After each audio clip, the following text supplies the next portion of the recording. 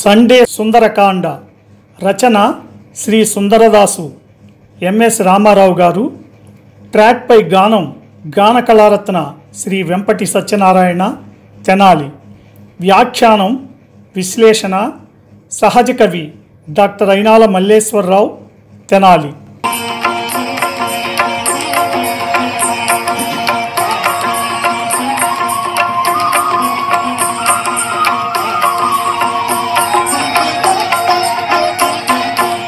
శ్రీ హనుమాను గురుదేవులు నాయద పలికిన సీతారామ కథ, నే పలికెద సీతారామ కథ.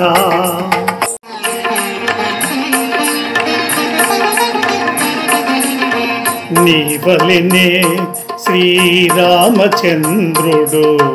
నిద్రాహారములు మరచెనమ్మా, ఫల పుష్పాదులు ప్రియమైనవి గని ఆ సీతాయని శోకించునమ్మ.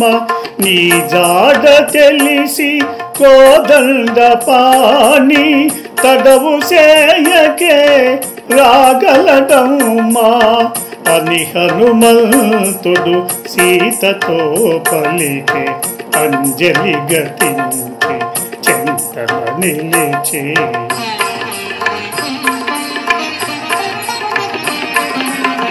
ఓ హనుమంత నిన్ను గనినంత నాలో కలిగే ప్రశాంతత కొంత, వానరోత్తమా నిన్ను వినినంత నే పొంది తిని ఊరట కొంత. రాముని వేగమే రమ్మని తెలుపుము, 2 నెలల గడువు మరువబోకుము అని పల్కె సీత హనుమంతునితో సంపూర్ణమైన విశ్వాసముతో.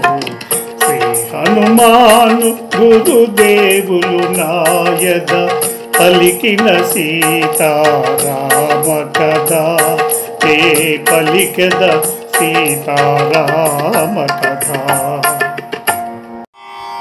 రామలక్ష్మణులు వచ్చేదాకా ప్రాణాలను అరచేతిలో పెట్టుకొని ఈ 2 నెలలు ఎదురు చూస్తూ ఉంటాను అని సీత మారుతితో అన్నది. అందుకు హనుమ, తల్లి నీలాగానే శ్రీరామచంద్రుడు కూడా నిద్రాహారాలు ఎప్పుడో మరచిపోయాడు. ఫలాలను పుష్పాలను ఇంకా ప్రియమైన వాటిని చూసి హా సీత హా సీత అని శోకిస్తాడమ్మా. నీ జాడ తెలుసుకొని శ్రీరాముడు ఏమాత్రం ఆలస్యం చేయకుండా ఇక్కడికి వస్తాడమ్మా అని మారుతి సీతను ఓదార్చెను.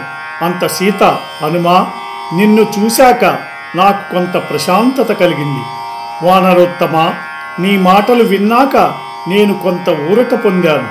రాముని వెంటనే వేగంగా ఇక్కడికి రమ్మని చెప్పుము. ఆ హనుమా 2 నెలల గడువు సంగతి మర్చిపోకు అని జానకి మారుతితో చెప్పింది.